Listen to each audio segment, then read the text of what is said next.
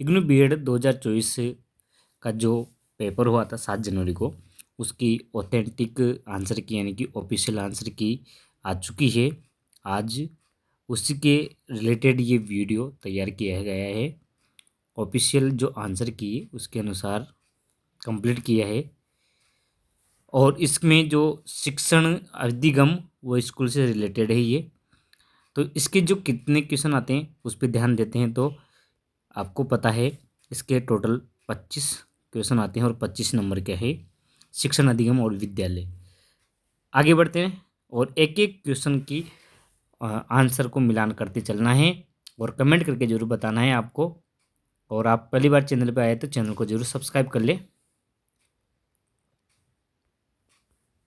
Question number इसका जो 56 number से स्टार्ट हुआ है।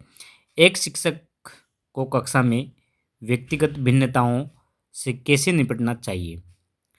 तो इसका हमारा जो राइट ऑप्शन क्या होगा, छात्रों को मानसिक आयु के आधार पर विभाजित करें, ऐसा नहीं करना है। प्रत्येक छात्र की ताकत और कमजोरियों को जानें, ये भी नहीं। विभिन्न छात्रों की रुचियों, क्षमताओं और आवश्यकताओं के अनुसार पाठ्यक्रम तैयार करें, ये बिल्कुल तीसरा वाला ऑप्शन इसमें राइट हो जाएगा हमारा। और चौथा है कि शिक्षण की एक ही पद्धति अपनाना, ऐसा भी नहीं करना है। तो इसमें तीसरा वाला ऑप्शन राइट हो जाएगा 56 नंबर के क्वेश्चन में। आगे बढ़ते हैं नेक्स्ट क्वेश्चन पर। आपको ये वीडियो अच्छा लगा हो तो लाइक, शेयर और कमेंट जरूर कर लीजिए और चैनल पर पहली बार आए तो चैनल को जरूर सब्सक्राइब कर लीजिए। नेक्स्ट वीडियो जो ऑफिशियल आंसर की के अनुसार बनाई जाएगी। आगे बढ़ते हैं नेक्स्ट क्वेश्चन पर।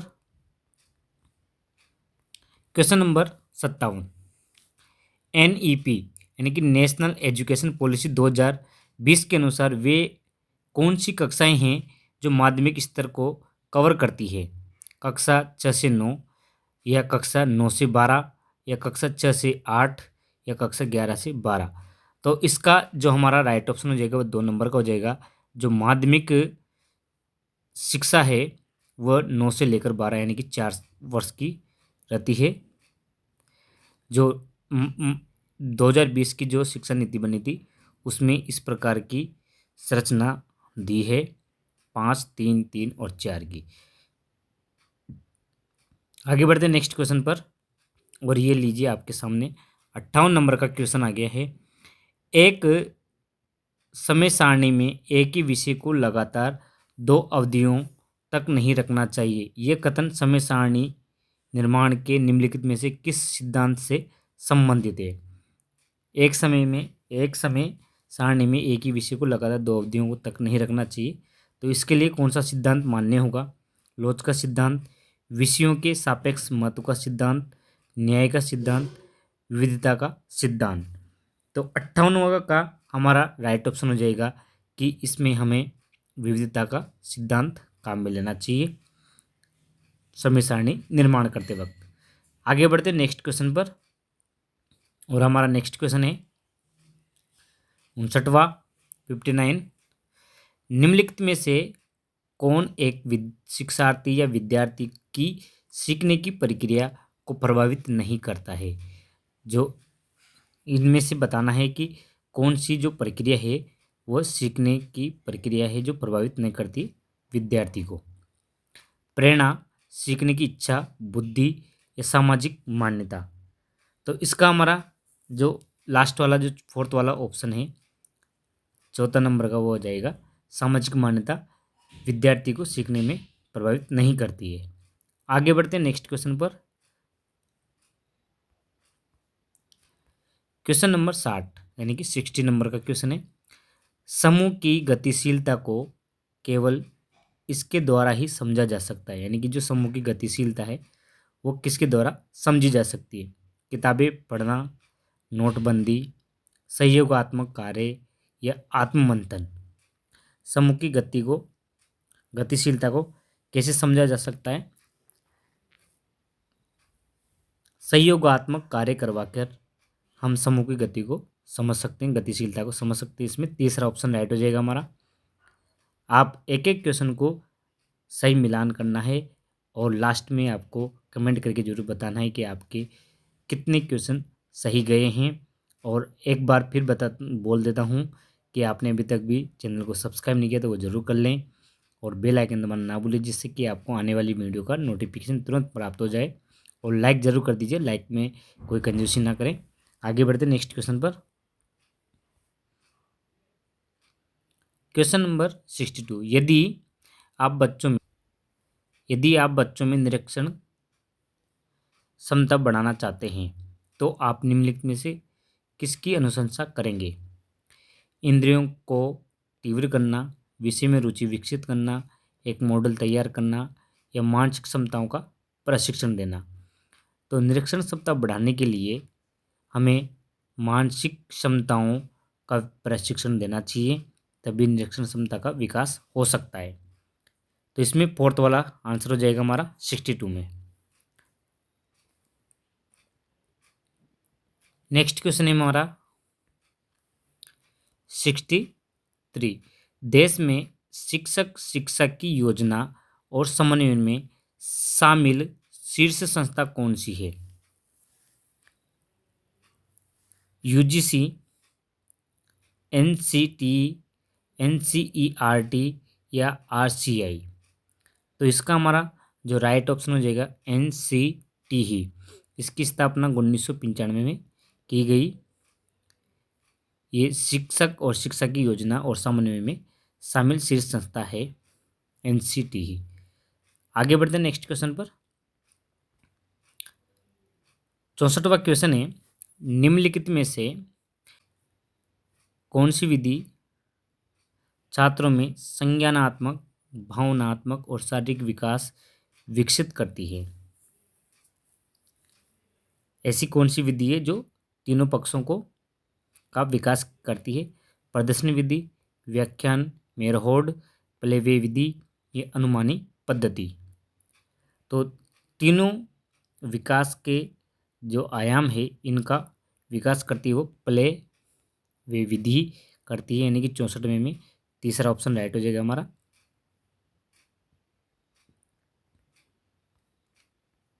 क्वेश्चन नंबर 65वां है, निम्नलिखित में से कौन सी क्षमता किसी व्यक्ति को उत्तेजना का जवाब देने में विभिन्न तरीकों का उपयोग करने में मदद करती है?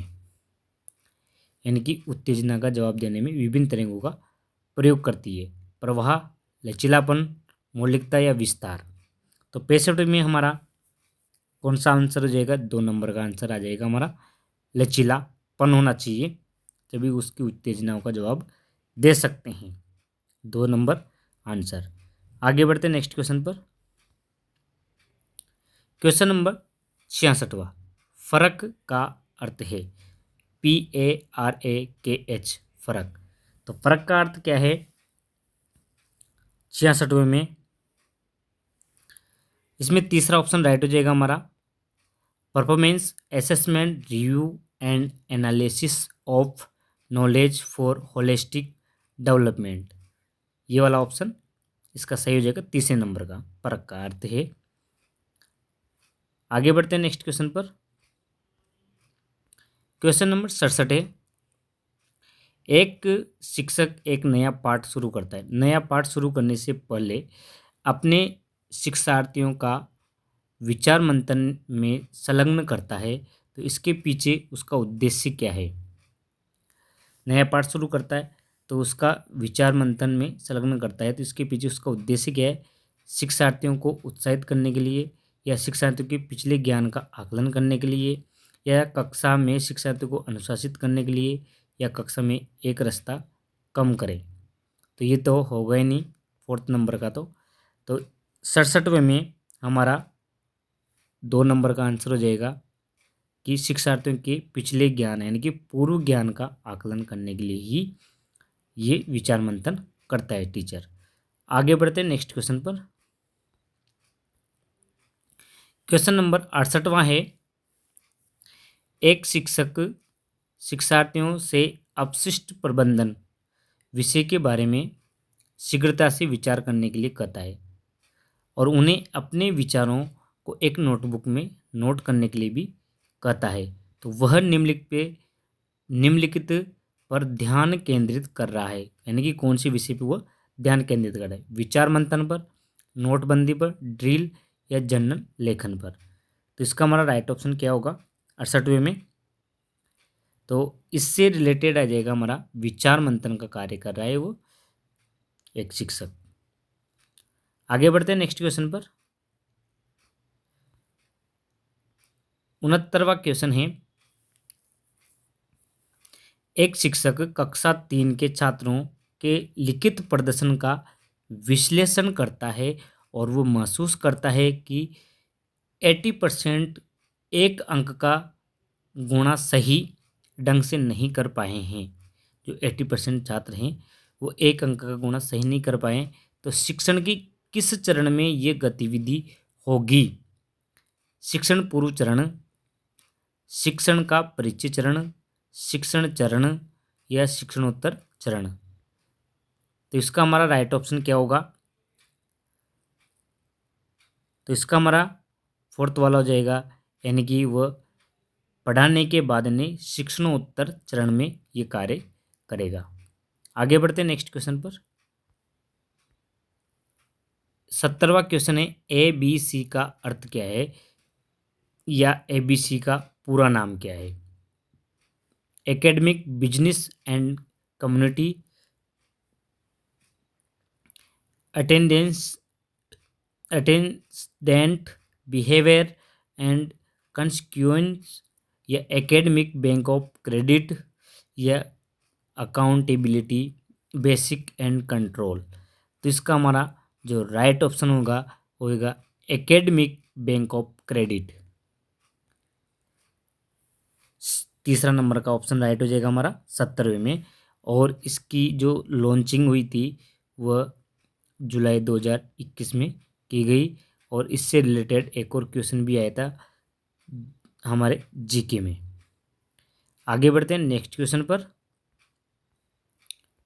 क्वेश्चन नंबर 71, शिक्षकों के लिए राष्ट्रीय डिजिटल बुनियादी ढांचा प्रदान करने वाला जो पोर्टल है जिस पर शिक्षकों को ट्रेनिंग वगैरह पाठ्य पुस्तक जो डिजिटल रूप में प्राप्त होती है वो कौन सा प्लेटफॉर्म है?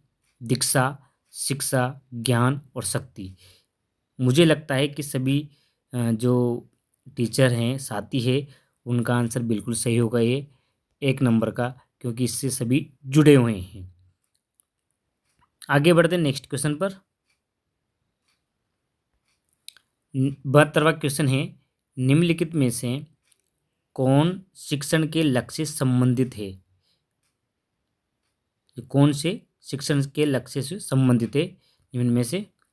छात्रों की भागीदारी सुनिश्चित करना, ज्ञान प्रदान करना, व्यवहार में वांछनीय परिवर्तन लाना, जानकारी उपलब्ध कराना। तो जो शिक्षण के लक्ष्यों से संबंधित है वह है इसमें 3 नंबर का ऑप्शन हमारा राइट हो जाएगा कि जो शिक्षण के उद्देश्य होते हैं वह व्यवहार में वांछनीय परिवर्तन लाते हैं। तो 72 में तीसरा नंबर का ऑप्शन राइट हो जाएगा हमारा। आगे बढ़ते हैं नेक्स्ट क्वेश्चन पर। क्वेश्चन नंबर 73 है, निम्नलिखित में से किस कौशल में क्या होता है पूर्व ज्ञान का परीक्षण आता है? यानी कि वो कौन सा कौशल है जब पाठ निर्माण करते हैं तो उसमें पूर्व ज्ञान का परीक्षण किया जाता है? प्रस्तावना कौशल, प्रदर्शन कौशल, उद्दीपन परिवर्तन का कौशल या समाप्ति कौशल। तो इसका हमारा राइट ऑप्शन कौन सा होगा?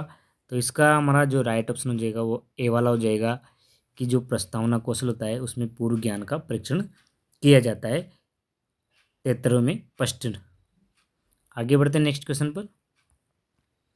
क्वेश्चन नंबर 74 है, लघु शिक्षण जहां कक्षा के समय और कार्य के आकार को एक विशिष्ट शिक्षण कौशल पर ध्यान केंद्रित करते हुए छोटा किया जाता है उसे कहा जाता है। जो भी टीचर हैं जो साथी हैं वो इस कार्य से संबंधित ट्रेनिंग करके जरूर आए हैं। तो कौन सा है? स्थूल शिक्षण, सहयोगात्मक शिक्षण, टीम शिक्षण या सूक्ष्म शिक्षण। जिन्होंने भी ट्रेनिंग वगैरह की है उसको सबको पता है ये चीज़। तो इसमें हमारा फोर्थ वाला ऑप्शन राइट हो जाएगा सूक्ष्म शिक्षण यानी कि माइक्रो टीचिंग। आगे बढ़ते हैं नेक्स्ट क्वेश्चन पर।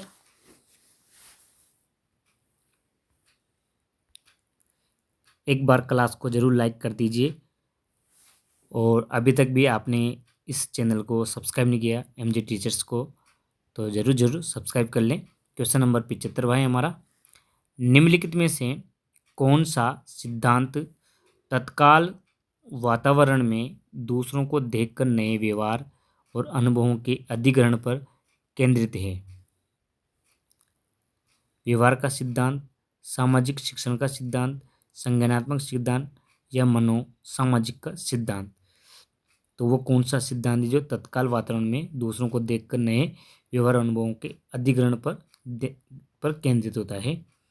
तो इसका हमारा 75 का राइट ऑप्शन हो जाएगा दूसरे नंबर का सामाजिक शिक्षण का सिद्धांत कहलाएगा ये। 2 नंबर का राइट ऑप्शन हो जाएगा हमारा। आगे बढ़ते हैं नेक्स्ट क्वेश्चन पर। क्वेश्चन नंबर 76, निम्नलिखित में से कौन सा स्कूल प्रभावशीलता से संबंधित एक कठिन मुद्दा है? अच्छे दृष्टिकोण का विकास, नेतृत्व की शैली, उचित कौशल विकसित करना या नीतियाँ। तो स्कूल में प्रभावशीलता से संबंधित कठिन मुद्दा कौन सा है? इसका हमारा राइट ऑप्शन हो जाएगा 4th वाला ऑप्शन, नीतियाँ। यही इसका कठिन मुद्दा है स्कूल प्रभावशीलता से। आगे बढ़ते हैं नेक्स्ट क्वेश्चन पर। क्वेश्चन नंबर 77 देखिए, विद्यालय में सांस्कृतिक गतिविधियां के आयोजन का उद्देश्य निम्नलिखित में से कौन सा होता है? जो सांस्कृतिक गतिविधियां कराई जाती है उसका जो महत्वपूर्ण उद्देश्य क्या होता है? स्वतंत्र सोच विकसित करे, समझने का कौशल विकसित करना, राष्ट्रीय एकता को बढ़ाना या किसी विषय से संबंधित संदर्भों का पता लगाना। जो सांस्कृतिक गतिविधियां होती है ये किस लिए कराई जाती है? ये राष्ट्रीय एकता को बढ़ावा देने के लिए कराई जाती है, यानी कि इसमें 77 में तीसरा ऑप्शन राइट हो जाएगा हमारा। आगे बढ़ते हैं नेक्स्ट क्वेश्चन पर। क्वेश्चन नंबर 78 है कि संचय रिकॉर्ड कार्ड इसका एक उदाहरण है, यानी कि किसका ये उदाहरण है? शिक्षार्थियों का उदाहरण बताना है। शिक्षार्थियों के रिकॉर्ड का, शिक्षकों का रिकॉर्ड, सभी कर्मचारियों का रिकॉर्ड या स्टाफ मीटिंग का रिकॉर्ड। तो 78वीं में हमारा राइट ऑप्शन हो जाएगा ए वाला, फर्स्ट नंबर का, शिक्षार्थियों का रिकॉर्ड। आगे बढ़ते हैं नेक्स्ट क्वेश्चन पर। नेक्स्ट क्वेश्चन है हमारा 79, निम्नलिखित में से कौन शिक्षकों के व्यावसायिक विकास से संबंधित नहीं है? जो इस व्यवसायिक जो विकास है उससे रिलेटेड नहीं है। विषय वस्तु में निपुणता बिल्कुल होना चाहिए, शिक्षा में नवीनतम रुझानों को जानना ये भी होना चाहिए, अधिक वेतन मिलना ये जरूर नहीं होना चाहिए, शिक्षार्थियों को समझना। तो इसका हमारा राइट ऑप्शन हो जाएगा 79 में तीसरे वाला।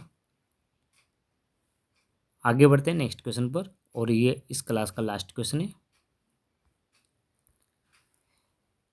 80 वाला क्वेश्चन है, शिक्षकों को प्रशिक्षित करने वाले शिक्षकों की गुणवत्ता शिक्षण पेशे में किस गुणवत्ता कारक से संबंधित है? प्रसंग कारक से, प्रक्रिया कारक से, उत्पाद कारक से या शासन कारक से? जो शिक्षकों को जो प्रशिक्षित करने वाले जो शिक्षक होते हैं कि गुणवत्ता शिक्षण पेशे में किस गुणवत्ता के कारक से संबंधित है? तो इसमें फर्स्ट नंबर का क्वेश्चन राइट हो जाएगा कि प्रसंग कारक से रिलेटेड है। तो ये थी आज की क्लास, आपको कैसी लगी है ज़रूर बताएं कमेंट करके। फिर मिलते हैं ऐसी नई वीडियो के साथ। Thank you for watching.